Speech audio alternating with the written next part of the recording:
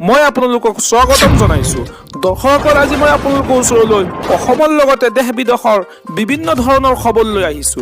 খবৰকেইটা খুবেই গুৰুত্বপূৰ্ণ, গতিকে ভিডিঅ'টো অলপো স্কিপ নকৰাকৈ শেষলৈ চাই যাব। নিতৌ এনেধৰণৰ খবৰ পাই থাকিবলৈ আমাৰ চেনেলটো ছাবস্ক্ৰাইব কৰি ৰাখিব আৰু এটা কৰি লাইক কৰি আমাক উৎসাহিত কৰিব। আহক এতিয়া আমি ভিডিঅ'টো আৰম্ভ কৰোঁ। এটা বিগ ব্ৰেকিং নিউজ। ৰাজ্যত বিতৰণ কৰা হ'ব বিনামূলীয়া ই-ৰিক্সা আৰু ম'পেড। আজিয়ে কৰক আবেদন, জানি লওক সবিশেষ তথ্য।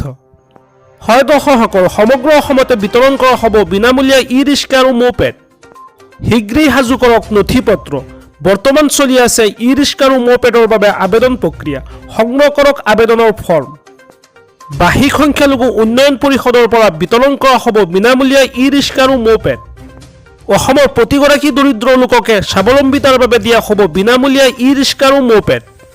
আৰু লগতে ডিচেম্বৰ মাহত কৰা হ'ব আবেদনকাৰী অনলাইন ৰেজিষ্ট্ৰেশ্যন। বিনামূলীয়া ই-ৰিক্সা আৰু ম'পেড পাবলৈ কি কি নথিৰ প্ৰয়োজন হ'ব সবিশেষ তথ্য জানি লওক।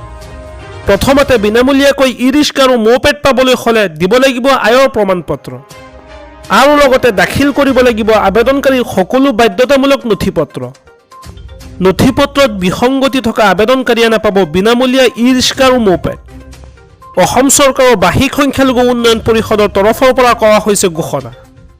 ইয়াৰ পৰৱৰ্তী খবৰটি খুবেই গুৰুত্বপূৰ্ণ, এটা বিগ ব্ৰেকিং নিউজ। আপুনি অৰুণোদয়ৰ নতুন নে পুৰণি হিতাধিকাৰী?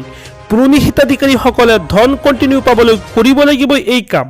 নতুনসকলৰ বাবেও আছে নতুন নিয়ম। হয় দৰ্শকসকল, আপুনি অৰুণোদয় আঁচনিৰ নতুন নে পুৰণি হিতাধিকাৰী? পুৰণি হিতাধিকাৰীসকলে ধন কণ্টিনিউ পাবলৈ কৰিব লাগিব এইকেইটা কাম।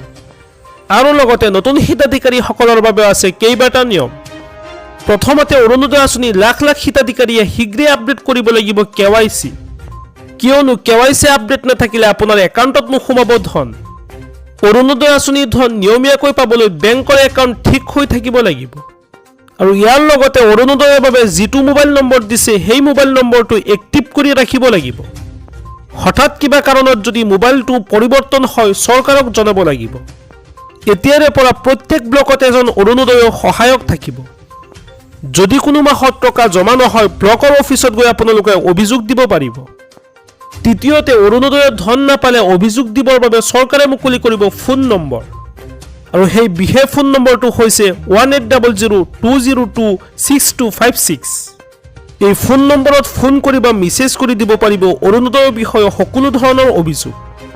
অৰুণোদয়ৰ ধন নোপোৱা মহিলাসকলৰ বাবে চৰকাৰে মুকলি কৰিছে হেল্প ডেস্ক আৰু ফোন নম্বৰ।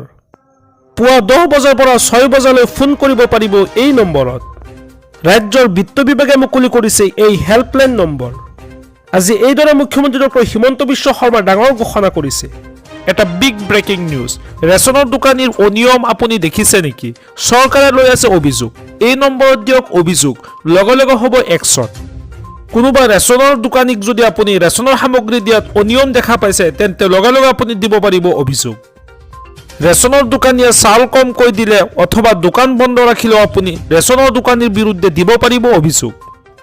ইতিমধ্যে চৰকাৰে মুকলি কৰিছে বিশেষ নম্বৰ, আৰু আপুনি ডায়েল কৰক 1800-345-3611।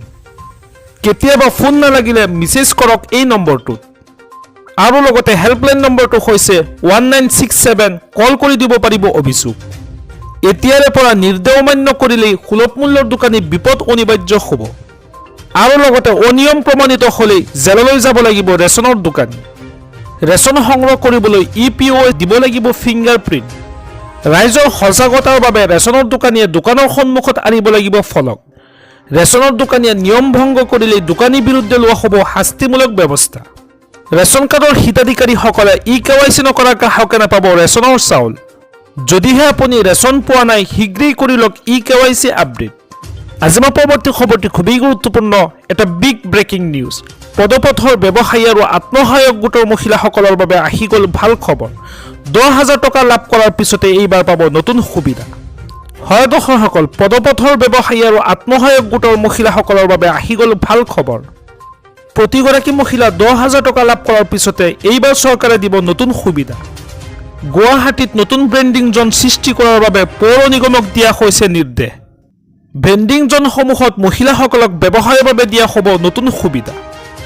বৰ্তমান থকা ব্ৰেণ্ডিং জ'নত সন্দেহজনক লোকক খেদি পঠোৱা হ'ব গুৱাহাটীৰ পৰা।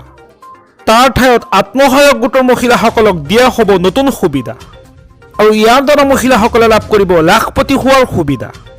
ডিব্ৰুগড় শিলচৰতো গ্ৰহণ কৰা হ'ব এনেধৰণৰ ব্যৱস্থা। আত্মসহায়ক গোটৰ মহিলাসকলক লৈ মুখ্যমন্ত্ৰী ডক্টৰ হিমন্ত বিশ্ব শৰ্মাই এইদৰে ডাঙৰ ঘোষণা কৰিছে। কি দিম এতিয়া নকওঁ, 1 তাৰিখে কম, ঠিক আছে? আপোনালোকে কি পাব কৈ দিলো যে অহাবাৰ আকৌ 25,000 টকা পাব। লগত অৰুণোদয় পৰিয়ালকো আমি 1 জানুৱাৰী তাৰিখে মই আগতীয়াকৈ বহাগ বিহুৰ উপহাৰ এটা দি দিম। ভাল হ'বনে বেয়া হ'ব? লাগিবনে নালাগে? লাগিলে অলপ ডাঙৰকৈ ক'ব লাগিব। লাগিবনে নালাগে? অলপ ডাঙৰকৈ ক'লেহে গম পোৱা যায় যে লাগিব বুলি।